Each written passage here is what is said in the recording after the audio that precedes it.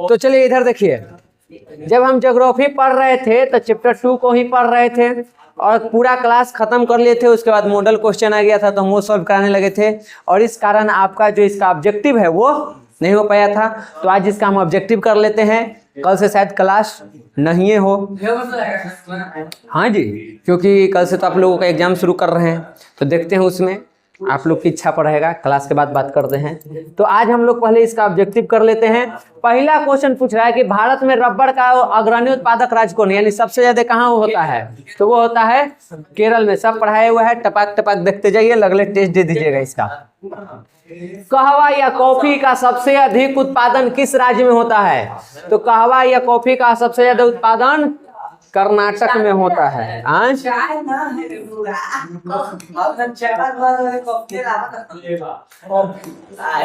Next, कर्तन एवं दहन कृषि का अन्य किस नाम से जाना जाता है, इसको हम और किस नाम से जानते हैं, तो कर्तन दहन कृषि को हम लोग झूम की खेती के नाम से जानते हैं। एक और नाम आता है स्थानांतरित कृषि के नाम से भी इसको जानते हैं। समझ गए, ये सब नाम याद रखना। कहीं कहीं इसको पामलू, कहीं दीपा, ये सब कई सारा इसका नाम है। आलू किस प्रकार का फसल है, 2025 में पूछा गया है। हाँ बताओ, देखो कौन महीना में रोपाता है। एक झापड़, खरीफ किसको कहते हैं, जो जून जुलाई में रोपाता है। आलू जून जुलाई में रोपता है तुरे,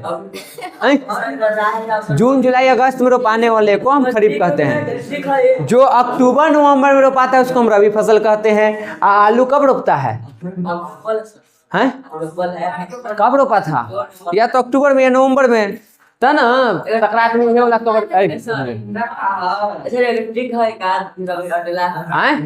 हाँ ट्रिक है नहीं, बस महीना याद रखिए। जून जुलाई में अगर रोपाया है तो खरीफ हो जाएगा। फसल देखिए कौन महीना में हम रोपे हैं। अगर रोपाया तुमको अक्टूबर नवंबर में,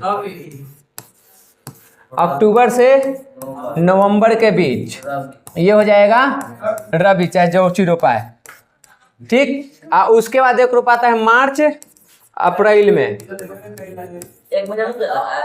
हाँ जी देखो ना, बता रहे हैं, इसको हम कहते हैं जायद, ठीक। मार्च अप्रैल में खीरा कंकड़ी ये सब रोपा है, लौका नेनुआ भातुआ रोपा, तो वो कितना दिन लगेगा मेरे, समझ गया। आपको ये महीना याद रखना है, महीना से काट लेना है कि कौन में जाएगा। हाँ गांव में रहते हैं, आपको पता है कि कब कौन फसल रोपते हैं, ये आपके लिए एक फायदा है, ठीक। अगर अपना ना रोपाता तो लोग को तो रोपते देखते ही होंगे कि कब का रोप रहा है, बुन रहा है, उस हिसाब से आप बता दीजिएगा। इनमें से किसे सुनहरा रेशा कहा जाता है, तो सुनहरा रेशा हम जूट को कहते हैं। निम्नलिखित में से कौन सी पेय फसल है, पीने वाला, तो पीने वाला हुआ दो एक होता है, एक होता है कॉफी और एक होता है चाय। तो यहाँ पे कॉफी दिले है, चीनी का रस पीवे। निम्न में से कौन रोपण फसल का उदाहरण है, तो रोपण में रबड़ भी आता है, चाय भी आता है और गन्ना भी। अगर पूछ देवे 2 या 3 रोपण फसल के नाम लिखें तो ये याद रखो।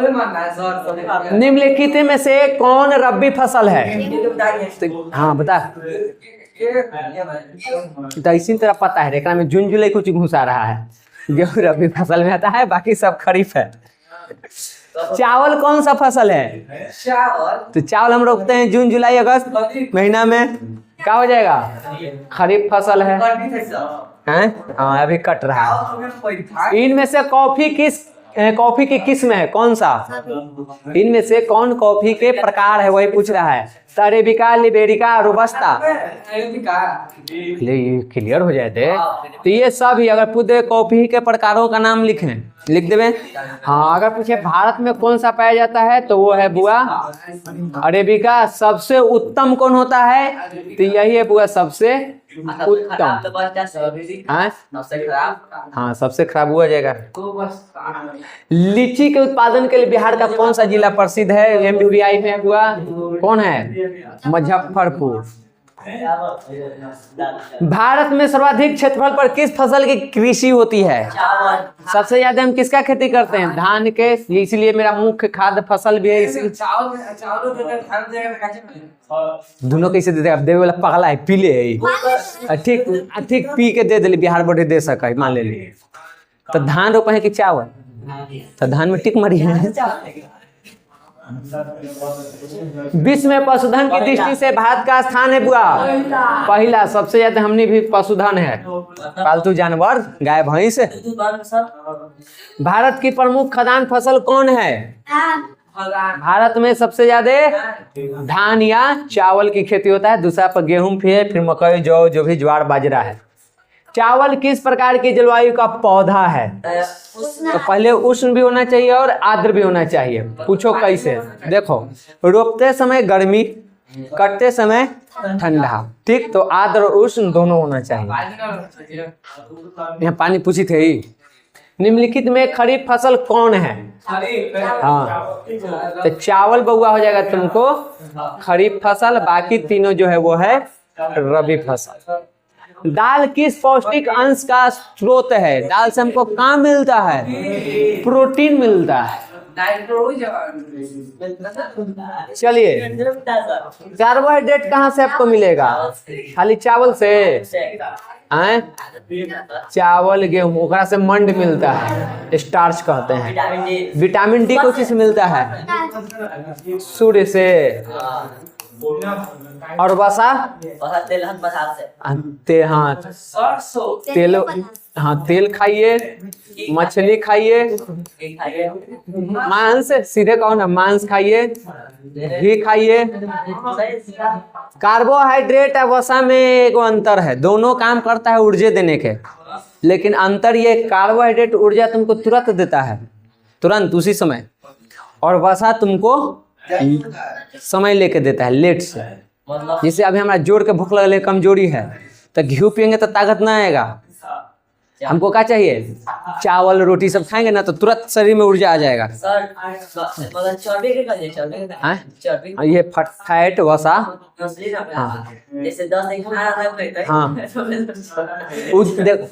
हमारा में निरसर ज्यादा देरी तक भूखे टिक सकते हैं, क्योंकि उनका भी फैट है ना, उनका कोशिका स्टोर करके रख ले है, इमरजेंसी में उनको कोटा में देगा कि लीजिए, ठीक। हमर सेल जो है तनी मुनी पुचकुल इतनी को घर है बेचारी के, तो कितना देगा? ज्यादा देर हम सरवाइव ना कर पाएंगे। वो कर सकते हैं। और अब सुनो, वो भारत में एक ही बार खाते हैं, एक बार सुबह एक बार शाम। हमको लंच लेके आना पड़ता है, हम ना खाएं 3 बजे वाला क्लास जब शुरू होता है ना, तो हम डमाडोल हो जाएंगे, हमारा भोजन चाहिए। तो उनका कोशिका सेल बढ़िया रही, सब स्टोर करके रख ले है, ऊर्जा के जरूरत पहला पर फेंकित रही लो। हमर भी स्टोरे नहीं करता है, कहता है कि ना, हम लोभी प्रकृति के आदमी ना है, जो मिला हम उसमें संतुष्ट हैं, खाया पचाया बस, एक्स्ट्रा नहीं। निम्न में से कौन व्यापारिक फसल है? तो ये सब के सब क्या है जी? व्यापारिक फसल है, हम बेचने के लिए इसकी खेती करते हैं।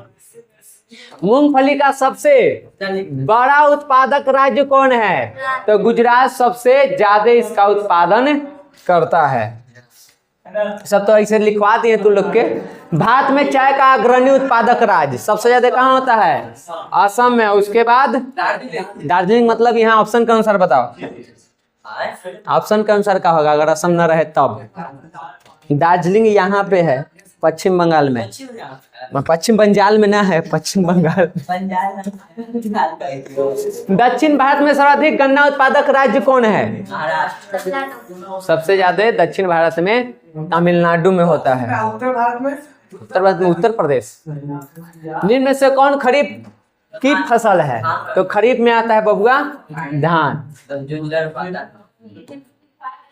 ऑपरेशन फ्लड क्या है? डेयरी विकास से कहो या दुग्ध उत्पाद से कहो, दूध उत्पादन से जुड़ा हुआ है, ठीक। रबी की फसल किन महीनों में बोई जाती है? चलिए बताइए, रबी फसल कब रोपते हैं? अरे गेहूं, मसूर, खेसारी, बूट, दलहन कब रोपती है? अक्टूबर नवंबर में रोपते हैं और मार्च अप्रैल में उसको हम काट लेते हैं। भारत में बफर स्टॉक कौन बनाता है? कौन बनाने का काम करता है? भारतीय खाद्य निगम। सब ना पढ़े लियो है जी, बहुत अच्छी बात है, पूछल क्वेश्चन है। निम्न में से कौन सा प्राकृतिक धागा है? तो सन जो है वो प्राकृतिक धागा है, बाकी सब आर्टिफिशियल है, मानव निर्मित है। निम्न में से कौन रेशेदार फसल नहीं है? जेका में रेशा नहीं होता है। कपास रेशा के रूप में, जूट रेशा के रूप में, सन रेशा के रूप में, लेकिन ये गन्ना डंडा के रूप में होता है। हाँ, बाकी ओकरा में से तो रेशा निकलवे कर चपोइया। प्रारंभिक जीविका कृषि को किस नाम से जाना जाता है? तो हम लोग इसको इस नाम से भी जानते हैं, झूम, पामलू, दीपा, स्थानांतरित। हाँ हो, हाँ, पेड़ थोड़े, झाड़ी, जंगल, पौधा, पेड़ जोड़ा के बड़का बड़का 80 फीट के, तो कैसे? उसके लिए आपको टाइम देना होगा उसको। निम्नलिखित में से खरीफ की फसल कौन है? एक ही बात बार बार, बाकी ना है। मकई हमने दिन तो 12 महीना। कपास कौन घड़ी रोपा है? कपास कौन घड़ी रोपाता है जी? इसी के टाइम पर। इसमें से सभी है, सब पी खा के लखे काटने कहाँ से, कोई की लगन में कम घूमसा। निम्न में से कौन भारत में सर्वाधिक चाय निर्यातक पतन है? MBBI क्वेश्चन है बबुआ, याद रखना। सबसे ज्यादा चाय का जो निर्यात होता है वो कलकत्ता के बंदरगाह से होता है, ठीक? हाँ, वही से। हाँ, दार्जिलिंग कलकत्ता में नहीं, पश्चिम बंगाल में कलकत्ता भी है और दार्जिलिंग भी है, समझ गया? तो सी पोर्ट तो वही ना इसका है। आगे देखो, धान का एक प्रकार कौन सा है इनमें से जी? औस, ओमन, अमन और बोरो। औस, अमन और बोरो, तीनों। निम्न में से कौन रोपण फसल नहीं है? किसको हम नहीं रोपते हैं? तो यहाँ ऑप्शन के अनुसार बुआ धान है, सब कहेगा कि ना धान में तो रोपा है। धान नहीं रोपते, हम धान का गाछी रोपते हैं। असल में धान जो है उसको हम छींटते हैं, बोते हैं। रोपते कहाँ है? उसकी गाछी को। निम्नलिखित में से कौन व्यावसायिक फसल नहीं है?